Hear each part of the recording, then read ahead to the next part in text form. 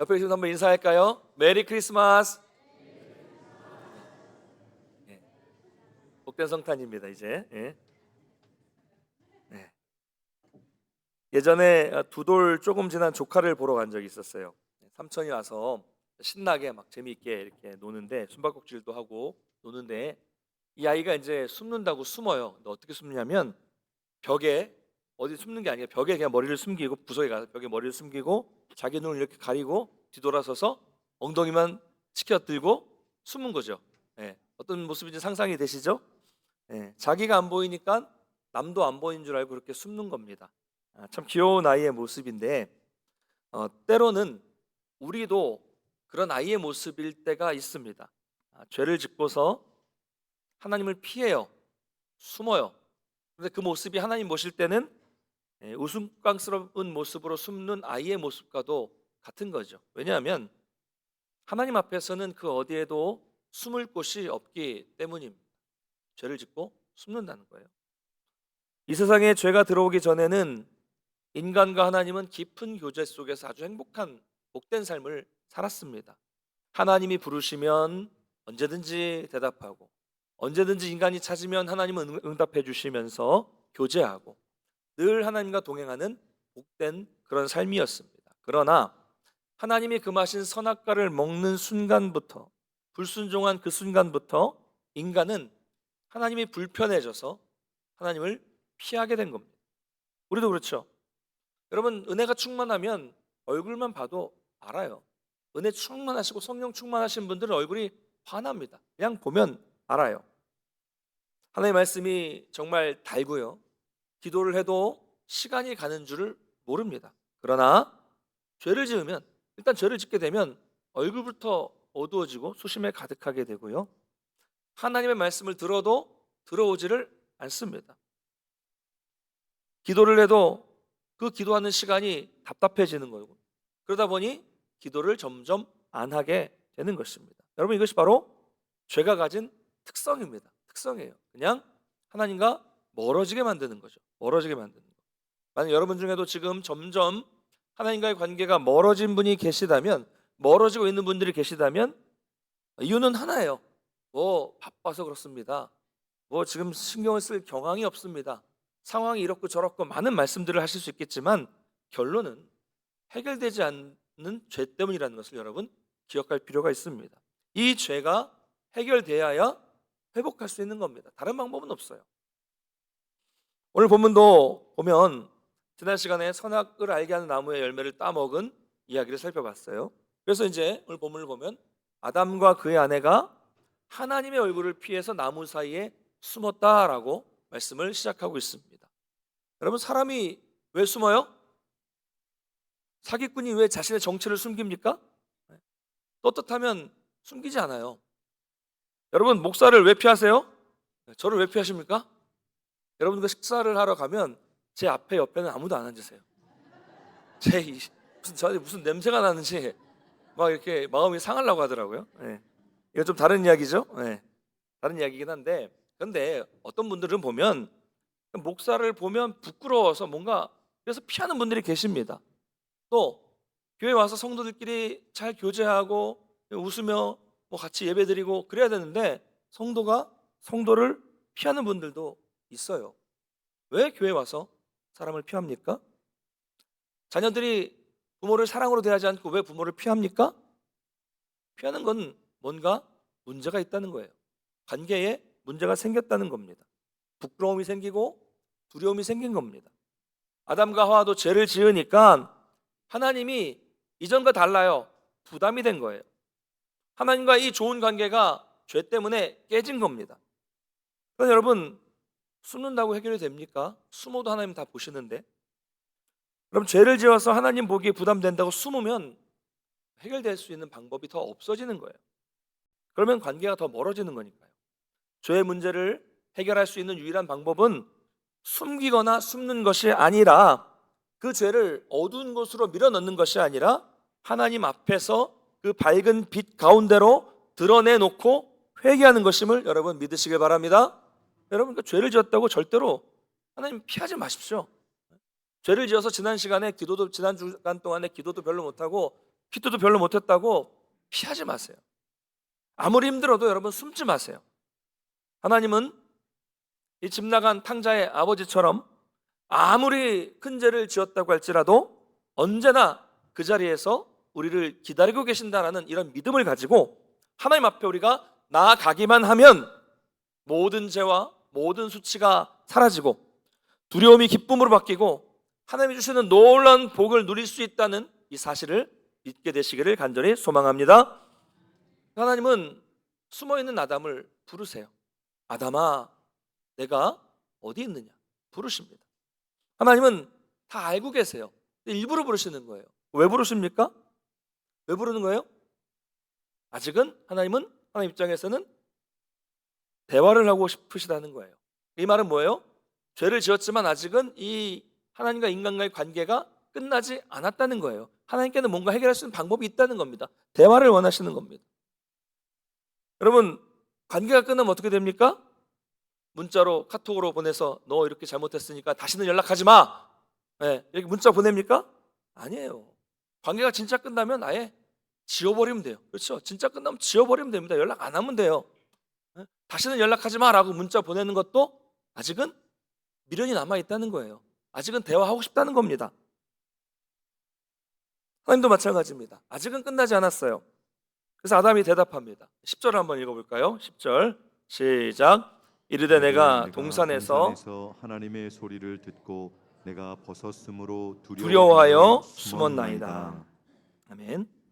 아담이 숨은 이유는 뭐예요? 두려워하여라고 말씀하고 있습니다. 두려움 때문입니다. 여러분, 인간에게 가장 큰 문제는 바로 두려움이에요. 건강을 잃을지도 모른다는 두려움, 가족을 잃을지도 모른다는 두려움, 돈을 잃게 될지도 모른다는 두려움, 외톨이가 될지도 모른다는 두려움, 내가 고통스럽게 죽을지도 모른다는 두려움, 내가 하나님께 심판을 받을 수도 있다는 이런 두려움, 온갖 두려움이 우리를 넘어뜨리고 그 두려움은 점점 하나님과 멀어지게 만드는 것입니다. 여러분, 두려움은 하나님을 떠나게 만들고 멀어지게 만드는 거예요. 그렇다면 우리에게 이런 두려움을 주는 존재는 누굽니까? 하나님은 이 두려움을 주지 않으세요. 내가 두려움을 느끼는 거라고 생각하겠지만 실제로 나에게 두려움을 주는 존재는 사탄입니다. 어둠의 세력이에요. 그러므로 하나님을 두려워해서 교회에 나오지 못하는 사람들의 그 배후에는, 그 뒤에는 어둠의 세력이 있다는 것을 우리가 기억할 필요가 있습니다. 그러므로 우리는 그분들을 위해서 그분들의 가운데 있는 어둠의 세력이 물러가도록 기도해 주며 전도해야 하는 것입니다. 여러분, 좀 다른 이야기이지만 이런 차원에서 우리 특별히 젊은 분들, 공포 영화 좋아하시는 분들, 귀신 영화 좋아하시는 분들 여름마다 나오죠. 그런 두려움도 사탄이 주는 두려움이라는 것을 여러분 기억할 필요가 있습니다. 결국 두려워져서 하나님과 교제하지 못하도록 하는데 목적이 있는 것입니다.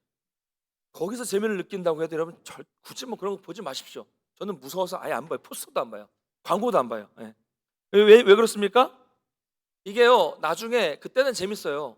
근데 나중에 혼자 있을 때, 또 어두운 곳에 있을 때, 또 밤에 화장실에 갈 때, 또 기도할 때 잔상이 나고 생각이 나고 잔상이 남아서 생각이 나서 기도를 못하게 방해하는 것입니다. 사탄은 어떻게 해서든지 하나님의 자녀를 실족시키려고 하는 거예요. 좋은 영화 많아요. 그런 거 보시고요. 어쨌든 중요한 것은 어떤 두려움이라고 할지라도 하나님의 밝은 빛 앞에 나아가게 된다면 순식간에 그 두려움은 사라지게 됩니다. 여러분, 오늘 하나님께서 숨어있는 아담을 부르신 것처럼 지금도 저와 여러분을 부르고 계십니다. 두려움에 떨고 있는 우리에게 얘야, 두려워하지 말아라, 놀라지 말아라, 나는 내 하나님이야, 나에게 나오기만 해라, 그러면 된다, 이렇게 부르고 계십니다. 여러분이 이 하나님의 부르심에 응답하시면 모든 두려움이 사라지고 밝은 기쁨, 빛 가운데 거하게 된다는 사실을 믿으시기를 바랍니다. 자, 이렇게 하나님은 아담을 부르세요. 숨어있는 아담을 부르신 다음에 질문을 하십니다. 누가 네가 벗었다는 것을 알려줬냐? 응? 너는 내가 먹지 말라고 한 나무의 열매를 먹었느냐? 라고 질문을 하세요. 이것도 역시 다 알면서 하시는 질문이죠. 이 질문은 어떤 대답을 원하는 거예요? 어떤 대답을 원하는 겁니까? 간단한 대답을 원하는 거예요. 네, 제가 먹었습니다. 용서해 주세요. 이 대답을 원하시는 건데, 그 다음에 나오는 이 아담과 하와의 대답은 전혀 엉뚱한 대답을 하고 있습니다. 12절 한번 읽어보겠습니다. 시작. 아담이 이르되 하나님이 주셔서 나와 함께 있게 하신 여자 그가 그 나무 열매를 내게 주므로 내가 먹었나이다. 아멘. 여러분 보십시오. 누군가가 너 지금 잘못했지? 라고 물어볼 때 이렇게 길게 대답하면 안 됩니다. 네? 안 돼요. 이렇게 대답하면 안 되는 거예요. 네, 잘못했어요. 이러면 끝나요. 여러분 아이들에게도 보십시오. 좀 잘못해가지고 혼내려고 할 때 잘못했어요. 제가 잘못했어요. 이러면 끝날 일을 뭐라고 해요? 근데요 형이 먼저 건드려가지고 제가 욕하고 때리고 밀쳤어요. 막 이렇게 얘기하면 어떻게 돼요? 더 혼나요. 더 혼나. 그래도 그렇게 할 수 있냐? 더 혼나게 되는 겁니다. 아담을 보십시오. 하나님이 질문하셨을 때 제가 잘못했습니다. 용서해 주세요. 그러면 끝나는데 지금 말이 점점 길어지고 있어요. 그 말 속에 길어진 데 뭐가 들어가는 거예요? 변명이 들어가고 핑계가 들어가는 겁니다. 지금 누구 핑계 대고 있어요? 아내라고도 안 하죠? 뭐라고 해요? 여자. 물론 아직 하와 이름은 없었으니까 하와라고 하진 않았겠지만 그래도 여러분 아내를 가지고 저 여자라고 말하면 됩니까? 안 됩니까? 돼요? 안 돼요? 안동은 돼요? 난리 나죠. 옆에 지금 누가 듣고 있어요? 그 여자가 다 듣고 있잖아요 지금. 그렇죠? 다 듣고 있어요. 여러분 아내에게 그렇게 말씀하실 수 있으십니까? 요즘 그렇게 말씀하시면 큰일 나죠. 쫓겨납니다. 절대 안 돼요. 이것을 통해서 알 수 있는 사실은 아담은 간이 배 밖으로 나왔다라는 것을 알 수가 있습니다. 근데 앞을 보십시오. 뭐라고 말합니까? 거기다 또 추가해서 아담은 한술 더 떠요. 하나님이 주셔서 나와 함께하게 하신 여자라고 말합니다. 무슨 말입니까? 하나님은 자기가 죄를 지은 그 책임을 여자에게 돌리고 그것을 넘어서서 그 여자를 만들어서 자기에게 돕는 배필로 주신 하나님께로 책임을 돌리고 있는 겁니다. 그렇죠? 여러분 죄를 짓는 사람들의 특징입니다. 일단 당당해요. 내가 먹긴 먹었어요. 먹었다는 얘기예요. 먹었는데 여러분 죄를 짓고 어떻게 이렇게 당당할 수 있을까요? 그리고 뭐라고 말해요? 나는 먹었는데 안 먹으려고 했다. 근데 저 여자 때문에 하나님이 나에게 주신 저 여자 때문에 그 여자가 줘서 먹었어요. 이 말은 뭡니까? 나에게 책임은 없고 나에게 준 여자, 더 나아가서는 그 여자를 보내신 하나님 때문이라는 말이죠. 여러분 죄의 본질은요, 일단 죄를 지은 사람들은 당당해요. 변명하고 핑계를 대고 남에게 책임을 돌리고 용서를 구하지 않는 것, 이것이 바로 죄의 속성입니다. 아담만 그렇습니까? 하와는 어때요? 13절 한번 읽어보겠습니다. 시작. 여호와 하나님이 여자에게 이르시되 내가 어찌하여 이렇게 하였느냐? 여자가 이르되 뱀이 나를 꿰므로 내가 먹었나이다. 아멘. 하와 역시 용서를 구하지 않습니다. 잘못했다고 하지 않아요. 뱀 때문에 먹었다. 그 뱀은 누가 만드셨어요? 하나님 만드셨죠. 역시 하와도 하나님께 책임을 돌리는 거예요. 여러분 아담이 부족하고 하와가 특별히 부족해서 죄를 짓고 핑계를 대는 것이 아닙니다. 여러분 죄를 짓기 이전에 창조 때의 아담과 하와는 지금 타락한 우리들을 보다 훨씬 더 월등한 존재예요. 지식적으로나 어떤 여러 가지 면에서 너무나도 월등한 존재였습니다. 근데 인간은 다 똑같다는 거죠. 죄를 지으면 숨고 변명하고 핑계를 댑니다. 인정하지 않아요. 오늘날 현대인들도 똑같습니다. 죄를 짓고 인정하지 않는 것, 사과하지 않는 것, 책임지지 않는 것, 핑계대는 것, 본질을 남에게서 찾는 것, 다 똑같아요. 인간은 그때나 지금이나 변하지 않았습니다. 이런 우리 인간에게는 소망이 없는 거예요. 금요일에도 말씀드렸는데요, 사울도 똑같았어요. 사울왕도 죄를 짓고 똑같았습니다. 핑계만 댑니다. 사무엘이 오기 전에 자기가 먼저 번제를 드렸어요. 이것은 왕이 해서는 안 될 일이죠. 뒤늦게 사무엘이 도착해서 사울을 책망합니다. 근데 사울은 뭐라고 말합니까? 아니 내가 안 하려고 했는데 백성은 흩어졌고 당신은 오지 않고 블레셋 사람들은 모여 있으니 부득이하게 제가 먼저 드렸어요. 이렇게 핑계를 댑니다. 잘못했다고 하지 않아요. 회개하지 않습니다. 다윗은 달랐습니다. 다윗도 죄를 지었죠. 그런데 다윗의 훌륭한 모습은 죄를 지은 후에 회개하는데 참 빨랐다는 점이죠. 하나님께 용서를 구하고 진심으로 회개합니다. 이것이 우리가 본받아야 할 점입니다. 누구나 다 실수를 해요. 우리 모든 다 죄를 짓습니다. 그런데 잘못을 인정하고 용서를 구하느냐 또 그렇지 않느냐는 아주 큰 차이가 있다는 것을 기억하시기를 바랍니다. 여러분, 회개하면 하나님은 반드시 회복시켜 주시고 반드시 고쳐 주시고 반드시 용서해 주신다는 것을 믿으시기를 바랍니다. 할렐루야. 이쯤 되면 좀 따뜻한 시간이라 또 밑에서부터 따뜻한 바람이 스스로 올라오면 피곤하실 것 같아서 너무 더우신 분들은 약간 자켓을 이렇게 펼치시고 들으시면 좋을 것 같아요. 자, 이렇게 해서 인간은 타락하게 됐습니다. 자, 이 죄의 결과는 너무 비참해요. 하나님은 죄를 너무나도 미워하시고 너무나도 싫어하시기 때문에 그냥 넘어가지 않으십니다. 반드시 죄에는 책임이 따라요. 여러분 잘 기억하십시오. 하나님은 어떤 죄든 우리가 회개하면 용서해 주세요. 그런데 그 죄에 대한 책임은 반드시 있다는 겁니다. 각자 죄에 맞게 책임을 물으십니다. 뱀은 하와를 범죄하도록 만들었기 때문에 배로 다니고 살아있는 동안에 흙을 먹도록 가셨습니다. 자, 중요한 것은요, 하나님은 아담에게 질문을 하시고 하와에게도 질문을 하셨지만 뱀에게는 묻지 않으시고 바로 저주하십니다. 바로 심판하십니다. 왜 그래요? 뱀은 그런 존재가 아니거든요. 아담과 하와는 하나님과 교제하는 존재고 대화하는 존재지만 뱀은 그냥 피조물이기 때문에 그렇습니다. 그리고 뱀을 이용한 사탄도 저주하십니다. 뱀의 후손과 이 여인의 후손, 사탄의 후손과 여인의 후손이 원수가 될 것이라는 예언이 여기에 나타나죠. 그리고 여자의 후손이 뱀의 사탄의 머리를 상하게 한다는 예언인데 실제로 이 사건은 예수 그리스도의 십자가 사건을 통해 성취되게 됩니다. 여자의 후손으로 오신 예수님께서 사탄의 세력을 이기신 사건, 그 십자가 사건이 이 예언대로 성취되게 되었습니다.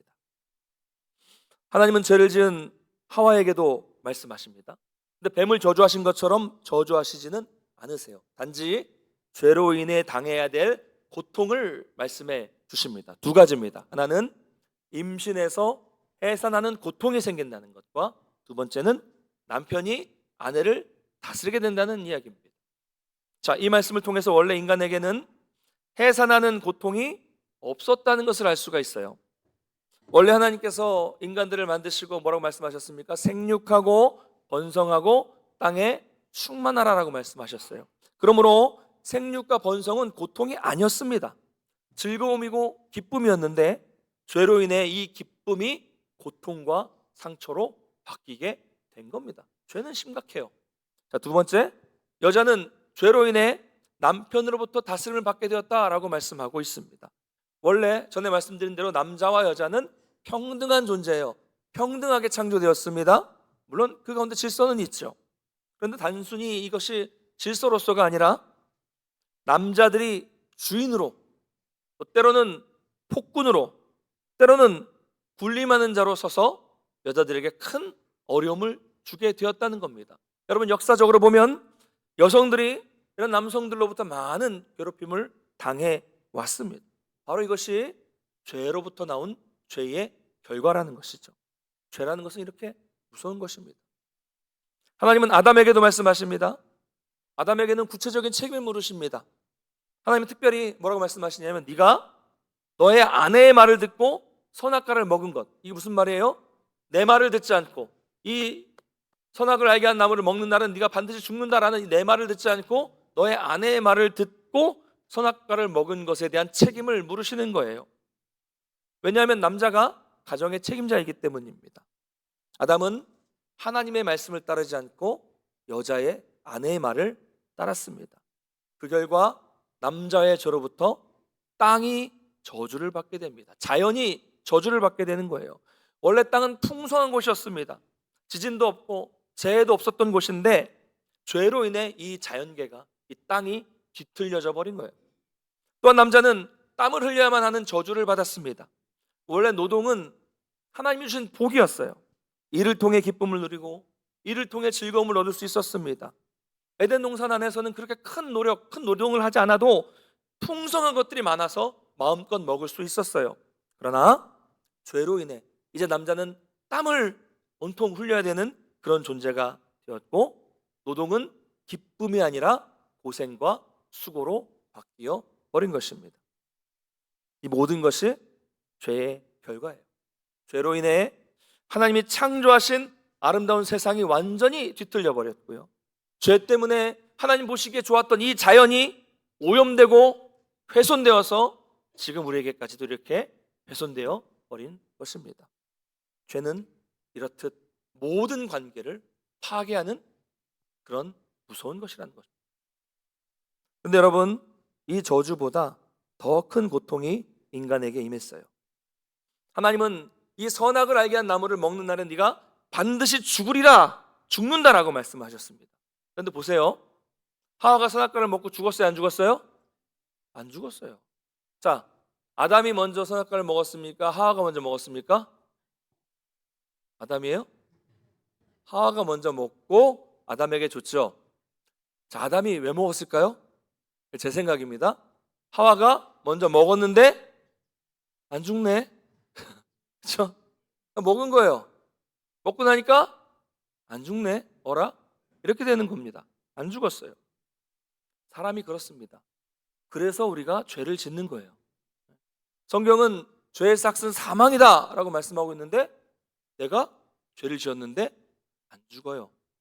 큰 죄를 지었는데 내 삶에 큰 변화가 없어요. 아무도 몰라요. 문제가 안 생겨요. 그러니까 또 죄를 짓는 겁니다. 또 죄를 지어도 괜찮구나, 학습되는 거예요. 자꾸 죄에 무뎌지면서 계속해서 죄를 지으며 살게 되는 겁니다. 교회 다니는 사람은 그러면서도 교회를 다녀요. 신앙생활을 오래 합니다. 그럼 뭐가 돼요? 직분을 받게 되죠. 직분을 받아도 여전히 그 죄의 문제는 그대로 있어요. 아, 직분도 주는구나, 죄를 지어도 되는구나. 그렇게 되다가 중직자가 교회 안에서 문제를 일으키는 경우들이 많이 생기게 되는 것입니다. 여러분, 우린 죽어요, 다. 근데 육체의 죽음은 잠시 하나님은 미루어 두셨어요. 그래서 당장 죽는 게 아니라 나이가 들어서 죽게 됩니다. 육체는 바로 죽지 않았습니다. 대신 뭐가 죽어요? 영혼이 죽는 거예요. 우리가 죄를 짓는 순간 우리 육신은 안 죽습니다. 그런데 우리의 영혼이 죽어버립니다. 여러분, 육신의 죽음보다 더 무서운 것이 뭐예요? 성도에게는 영적인 죽음이라고 말씀드렸잖아요. 하나님과 단절되는 죽음.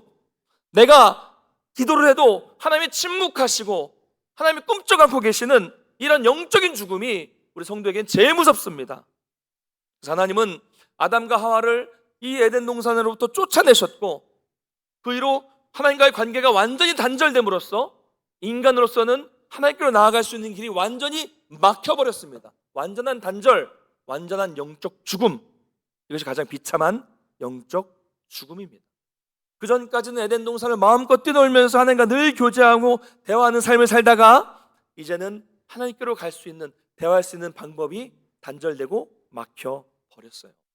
죄는 이렇게 하나님과의 관계를 심각하게 깨뜨리는 영적 죽음으로 우리를 몰고 간다는 것을 여러분 꼭 기억하시기 바랍니다. 그러나 오늘 우리는 가장 중요한 부분인데요, 하나님께서 그들을 쫓아내셨지만 그들에게 또 가죽 옷을 지어 입혔다는 것을 주목해 볼 필요가 있습니다. 여러분, 이건 단순히 무화과 나무 잎으로 자신들의 몸을 가렸던 그것을 가죽으로 업그레이드 시켜주는 것을 의미하는 것이 아닙니다. 짐승의 가죽을 구하기 위해서는 뭐가 필요합니까? 짐승을 죽여야 돼요. 짐승이 피를 흘리며 죽어야 가죽을 얻어 옷을 입을 수가 있습니다. 그래서 여기에서 대신 죽는 대속의 의미가 처음으로 등장하는 것입니다. 죄를 지으면 반드시 죽으리라는 말씀처럼 내가 죽어야 돼요. 그런데 그 죄를 지은 당사자가 죽는 것이 아니라 하나님의 사랑이죠. 인간에 대한 사랑입니다. 짐승을 대신 죽여 피를 흘림으로써 그 짐승이 죽음으로써 내가 죄를 사함을 받게 되는 것, 이게 대속이고 제사 제도가 여기서부터 시작이 되는 겁니다. 인간 대신 한 동물이 피 흘려 죽음으로써 인간의 이 죄의 수치를 가죽옷으로 가릴 수 있게 된 거예요. 그래서 이 제사 제도가 나온 이후로부터 앞으로 엄청나게 많은 짐승들이 죽게 될 것입니다. 수많은 인간들이 수많은 죄를 짓기 때문에 엄청난 짐승이 죽게 됩니다. 그러나 아무리 많은 양과 소의 피가 흘려진다고 할지라도 우리의 죄를 잠시 동안 덮을 수는 있겠지만 그 죄를 완전히 없애지는 못합니다. 그러므로 이 불완전한 구약의 제사와 다르게 어린 양 예수 그리스도가 제물이 되어 십자가에 못 박혀 피 흘려 돌아가심으로써 완전한 속죄를 이루게 된 것입니다. 히브리서 10장 10절에서 14절을 한번 같이 읽어보겠습니다. 시작. 이 뜻을 따라 예수 그리스도의 몸을 단번에 들이심으로 말미암아 우리가 거룩함을 얻었노라. 제사장마다 매일 서서 섬기며 자주 같은 제사를 드리되 이 제사는 언제나 죄를 없게 하지 못하거니와 오직 그리스도는 죄를 위하여 한 영원한 제사를 드리시고 하나님 우편에 앉으사 그 후에 자기 원수들을 자기 발등상이 되게 하실 때까지 기다리시나니 그가 거룩하게 된 자들을 한 번의 제사로 영원히 온전하게 하셨느니라. 아멘. 할렐루야. 우리가 너무 많이 들어서 잘 알고 있는 사실, 바로 인간의 모든 죄를 십자가 위에서 쓰신 놀라운 역사가 이렇게 일어나게 된 것입니다. 이것은 예수님 죽으심 단 한 번으로 이루어진 겁니다. 여러분, 그 한 번으로 저와 여러분은 깨끗함을 받았다는 것을 믿으시기 바랍니다. 그분의 보혈로 우리는 죄인인데 의인으로 바뀌었습니다. 믿으십니까? 그러므로 우리는 의인입니다. 목사님, 난 죄인인데요? 네, 맞아요. 죄인이지만, 나는 죄인이지만 우리는 그리스도의 옷을, 그리스도로 옷을 입었기 때문에 더 이상 죄인이 아닙니다. 그리스도로 인해 의롭게 되었습니다. 이 모든 역사는 바로 오늘 이 가죽옷, 이 대속으로부터 시작이 되었습니다. 여러분, 가죽옷은 완전하지 않아요. 잠시 가렸지만 곧 그것을 벗고 우리는 예수 그리스도의 옷을 입게 되는 겁니다. 이게 복음이에요. 이 복음을 온전히 믿으셔서 죄로부터의 자유함을 얻어서 복된 삶을 살아가시기를 주님의 이름으로 간절히 축복합니다. 축복합니다. 말씀 맺겠습니다. 여러분, 주 안에서 사랑하는 우리 동문교회 성도 여러분, 우리가 이런 죄를, 우리 일상에서의 죄를 너무 가볍게 보면 안 됩니다. 오늘 보십시오. 죄는 모든 관계를 깨뜨렸어요. 하나님과 인간 간의 관계, 아담과 하와, 뭐예요? 부부 간의 관계. 그렇죠? 아담이 하와 핑계대고 하와가 핑계대고 부부 간의 관계가 깨졌어요. 죄 때문에. 부모와 자식 간의 관계가 깨지고, 친구들 간의 관계가 깨지고, 성도들 간의 관계가 깨지는 것, 죄 때문이고요. 그리고 죄는 자연계까지, 이 자연계까지도 파괴시키고 말았습니다. 아주 심각해요. 만약 지금 여러분 중에서 아직도 해결되지 않은 크고 작은 죄 가운데 계신다면, 여러분 오늘 말씀을 기억하시면서 더 이상 그것을 하나님 앞에서 숨기지 마시고, 하나님 다 아신다니, 숨기지 마시고 어두운 데로 자꾸 숨지 마시고 빛 대신 하나님 앞에 드러내놓고 그 하나님께로 나아가시기를 축복합니다. 그래야 회복돼요. 그래야 우리 심령의 침체가로부터 벗어날 수 있는 겁니다. 바라기는 여러분 모두가 예수 그리스도를 믿는 믿음으로 옷 입어서 여러분의 죄 문제가 해결되고 온전한 회복의 복을, 하나님이 주시는 복을 누리며 살아가시기를 주님의 이름으로 간절히 축원합니다.